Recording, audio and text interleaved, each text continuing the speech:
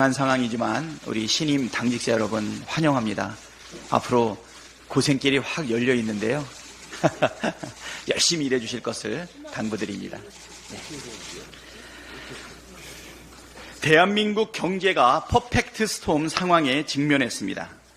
미국발 경기 침체 공포와 중동 위기 고조, 엔캐리 트레이드, 청산 같은 악재가 동시다발적으로 터지면서 세계 경제가 혼돈에 휩싸였습니다.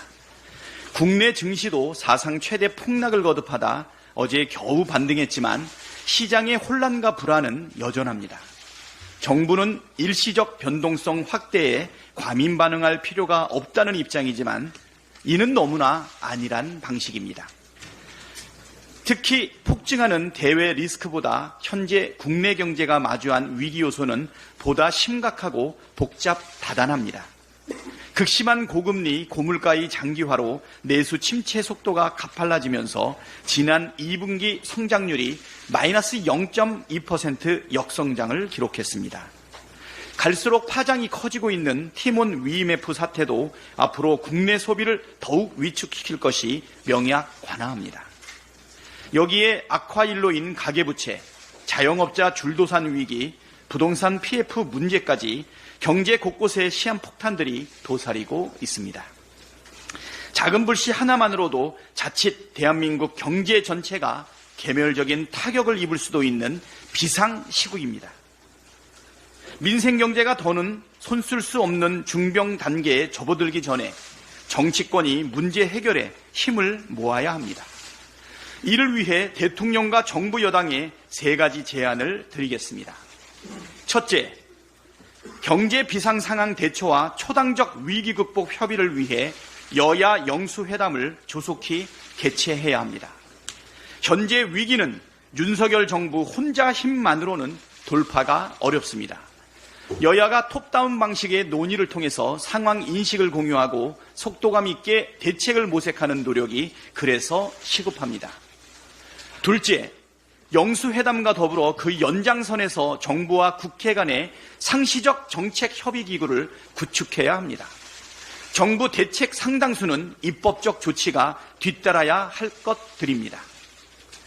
이를 빠르게 진행하기 위해선 정부와 여당, 야당이 모두 참여하는 정책 논의기구가 조속히 설치돼야 합니다. 셋째, 민생 관련 입법에 대해서 거부권 행사를 중단하십시오.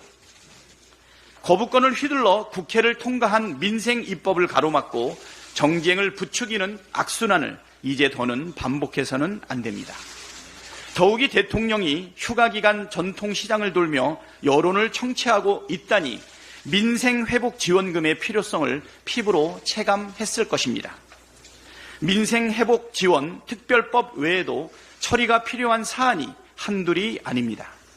그리고 민주당은 정부와 여당이 반대만 하지 말고 더 좋은 대안을 가져온다면 얼마든지 머리를 맞대고 협의하겠다는 말씀을 드립니다. 대한민국 경제가 그리고 국민의 삶이 풍전등화 상황입니다. 이러한 때에 휴가를 떠난 대통령 부부에 대한 함가한 팔도 유람을 하고 있다는 매서운 비판이 쏟아지고 있습니다. 민생 경제가 사실상 무정부 상태라는 국민의 탄식도 높습니다. 그런 지적을 겸허하게 받아들이면서 휴가기간 정권의 무능과 무대책으로 고통받는 국민의 목소리를 절절하게 새겨야 할 것입니다.